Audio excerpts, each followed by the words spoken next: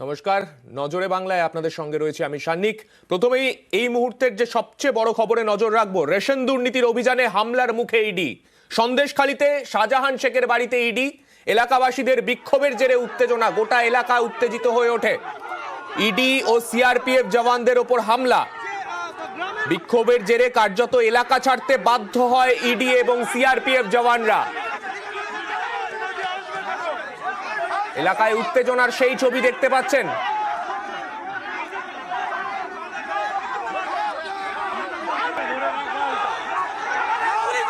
পরিস্থিতি এতটাই উত্তপ্ত হয়ে ওঠে, কার্যত এলাকা থেকে বেরিয়ে যেতে হয় এনফোর্সমেন্ট ডাইরেক্টরেট আধিকারিক এবং তাদের সঙ্গে থাকা, তাদের নিরাপত্তার দায়িত্বে থাকা সিআরপিএফ জওয়ানদের।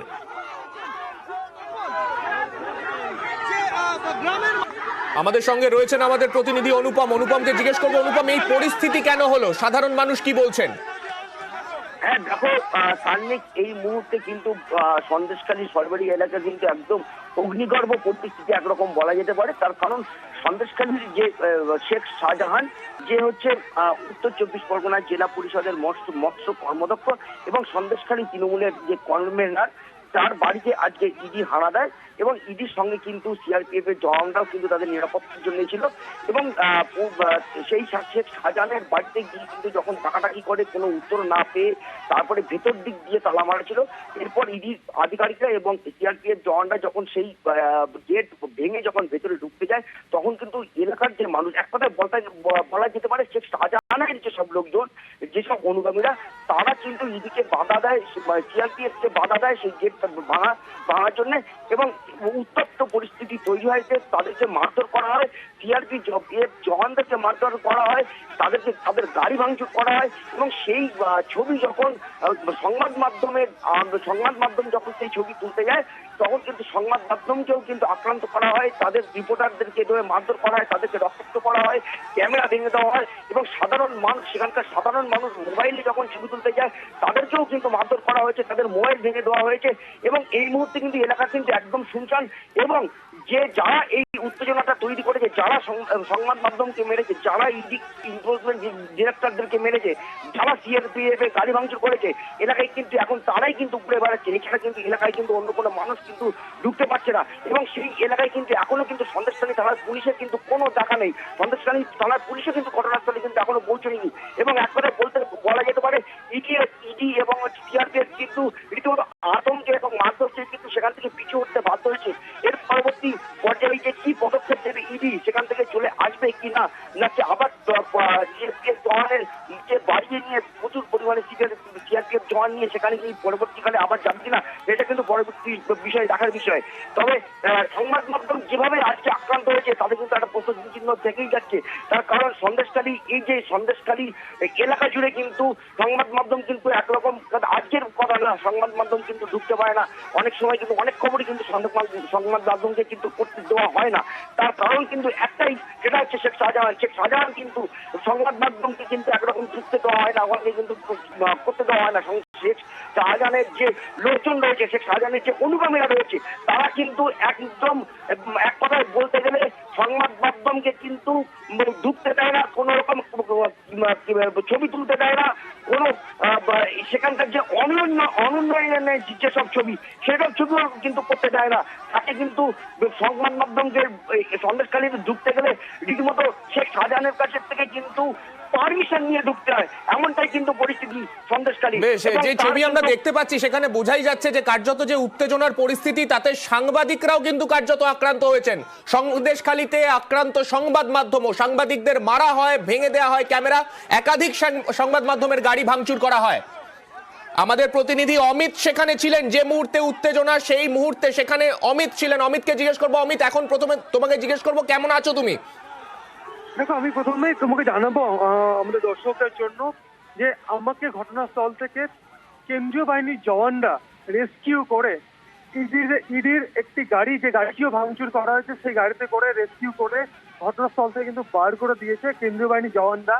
আমাদের অন্যান্য সংবাদ মাধ্যমের যারা কর্মী, আমার সহকর্মী বিপুল ঘোষ, আমাদের গাড়ির চালক তপন, তাদেরকেও মারধর করা হয়েছে। এবং তোমাকে জানিয়ে রাখবো, 7টা বেজে 10 মিনিটে যখন ইডি আধিকারিকরা পৌঁছন, শাহজাহান শেখের বাড়িতে, তারা বাড়িতে গিয়ে তারা যখন দরজায় নক করা শুরু করেন, আমরা দেখলাম কি ঘন্টা খানেকের মধ্যেই এলাকাবাসী কার্যত চারপাশে ঘিরে ফেললো শেখ শাহজাহানের বাড়ির আমি চারপাশে। তুমি সেই সময় সেখানে ছিলে, এলাকাবাসীর বক্তব্য কি ছিল, কি বলতে চাইছিল তারা? তাদের বক্তব্য যে বিজেপির তারা যেটা অভিযোগ করছে যে বিজেপির অঙ্গুলি হেলনে এবং শুভেন্দু অধিকারীর নির্দেশে ইডি আধিকারিকরা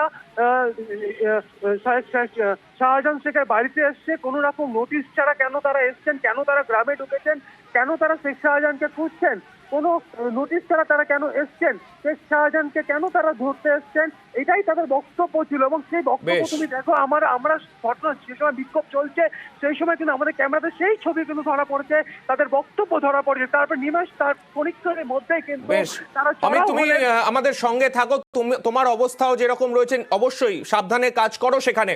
পাশাপাশি দিকে সেখানেও ইডি অভিযান চলছে, বনগাঁ এবং সরবেরিয়া দু জায়গাতেই যেমন ইডি তল্লাশির খবর আমরা পেয়েছি। সরবেরিয়ায় শাহজাহান শেখের বাড়ির পাশাপাশি কিন্তু বনগাঁতেও, সেখানেও কিন্তু ইডির নজর, এখানে জোড়া হানা সেখানেও চলছে। তৃণমূল নেতার বাড়িতে, সেখানে শঙ্কর আঢ্যর বাড়িতে, সেখানে ইডি হানা চলছে। বনগাঁ পুরসভার প্রাক্তন চেয়ারম্যান শঙ্কর আঢ্যর বাড়ি এবং তার শ্বশুর বাড়ি, দু জায়গাতেই এখানে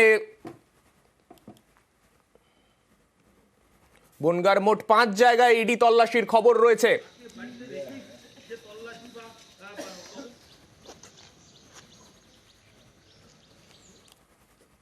শঙ্কর আঢ্যর বাড়ি, তার শ্বশুর বাড়ি এবং তার যারা কর্মচারীরা রয়েছেন তাদের সেখানেও কিন্তু ইডির হানা চলছে এই মুহূর্তে।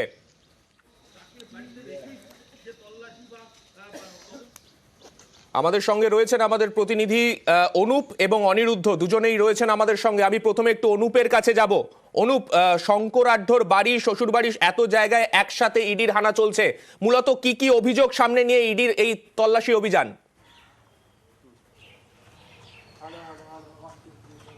তো রেশন নিয়োগ দুর্নীতি মামলায় কিন্তু ইডির পক্ষ থেকে তল্লাশি অভিযান, এবং ইডির পক্ষ থেকে তল্লাশি অভিযান করার কারণ হচ্ছে 6 জন আধিকারিক তারা কেন্দ্রীয় বাহিনী নিয়ে একেবারে শঙ্কর আঢ্য যে বনগাঁ পুরসভার প্রাক্তন চেয়ারম্যান তার বাড়িতে, ইতিমধ্যেই দেখাবো যে শ্বশুর বাড়িতে কেন্দ্রীয় বাহিনী আধিকারিক তারা যেমন বাইরে চারপাশ তারা ঘিরে রেখেছে এবং বাড়ির ভিতরে সমস্ত বাড়ির লোকজন আছে তাদের সঙ্গে কথা বলছে। মূলত 4টি জায়গায় বনগাঁ এখনো পর্যন্ত তল্লাশি হচ্ছে, এমনটাই ইডি সূত্রে খবর।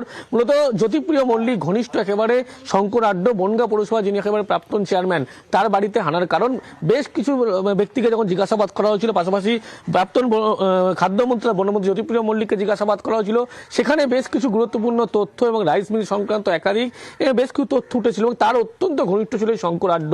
সেই কারণেই কিন্তু তাকে তলব করা হয়েছিল। এর আগের মাসে কিন্তু তিনি গরহাজির থাকলেও বেশ কিছু নথি কিন্তু তিনি পাঠিয়েছিলেন, তার পরবর্তী ক্ষেত্রে আবার তাকে তলব করা হয়, তিনি গরহাজির ছিলেন। সেই কারণে ইডির পক্ষ থেকে কিন্তু একেবারে রেশন নিয়োগ দুর্নীতি মামলায় কিন্তু এই তল্লাশি অভিযান, এবং তার শ্বশুরবাড়িতে অর্থাৎ বিনয় কুমার ঘোষ তার যে বাড়ি, সেই বাড়িতে ইতিমধ্যেই তল্লাশি অভিযান ইডি চালাচ্ছে। পরিবার যে সদস্য তাদেরকেও জিজ্ঞাসাবাদ করা হচ্ছে, তাই নয় মূলত কিভাবে কি কাজ করতেন এবং কবে এখানে এসছে এই যেমন খোঁজ খবর নিচ্ছেন, পাশাপাশি সেভাবে কিন্তু সহযোগিতা করছেন না, এমনটাই কিন্তু ইডি সূত্রে খবর। ইতিমধ্যেই 4টি জায়গায় তল্লাশি অভিযান চললেও সবচেয়ে গুরুত্বপূর্ণ শঙ্কর আঢ্যকে কিন্তু জিজ্ঞাসাবাদের জন্য তলব করা হয়েছিল। তিনি যখন গরহাজির ছিলেন, বেশ কিছু নথি, সেই নথি কিন্তু একেবারে পরবর্তী ক্ষেত্রে যখন খতিয়ে দেখা হয়, নথির কিন্তু যাবতীয় তথ্য তিনি পাঠাননি, এমনটাই কিন্তু ইডির অভিযোগ। এরপরেই কিন্তু রেশন দুর্নীতি মামলায় মূলত কিন্তু তার বাড়ি, শ্বশুর বাড়ি এবং তার যে কর্মচারী। চলে যাব অনিরুদ্ধর কাছে। অনিরুদ্ধ রয়েছে যেখানে শঙ্কর আঢ্যর যারা কর্মচারী তাদের বাড়িতে যেখানে তল্লাশি অভিযান চালাচ্ছে এনফোর্সমেন্ট ডাইরেক্টরেটের আধিকারিকরা, সেখানে অনিরুদ্ধ রয়েছে। অনিরুদ্ধ, কতক্ষণ ধরে তল্লাশি চলছে?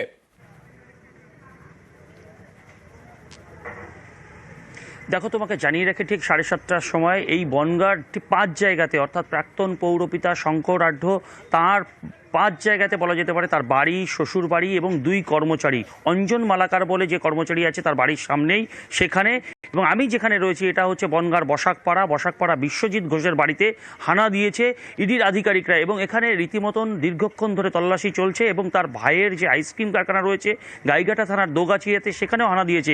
একই সঙ্গে একযোগে 5 জায়গায় হানা দিয়েছে ইডি আধিকারিকরা। তারা খতিয়ে দেখছেন, যেহেতু শঙ্কর আঢ্য একাধিক ব্যবসার সঙ্গে যুক্ত রয়েছেন, কোনো রকম আর্থিক লেনদেনের ক্ষেত্রে অনিয়ম হয়েছে কিনা সেই বিষয়ে কিন্তু ইডি আধিকারিকরা খতিয়ে দেখছেন এবং দীর্ঘক্ষণ ধরে তল্লাশি চলছে। ইতিমধ্যেই বলা যেতে পারে যে 1 ঘন্টারও বেশি অতিক্রম হয়েছে এই তল্লাশি পর্ব।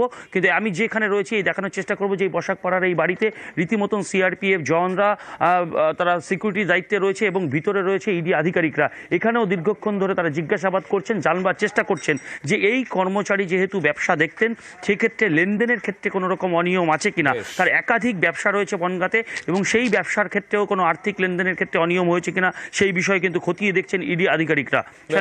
ধন্যবাদ অনিরুদ্ধ।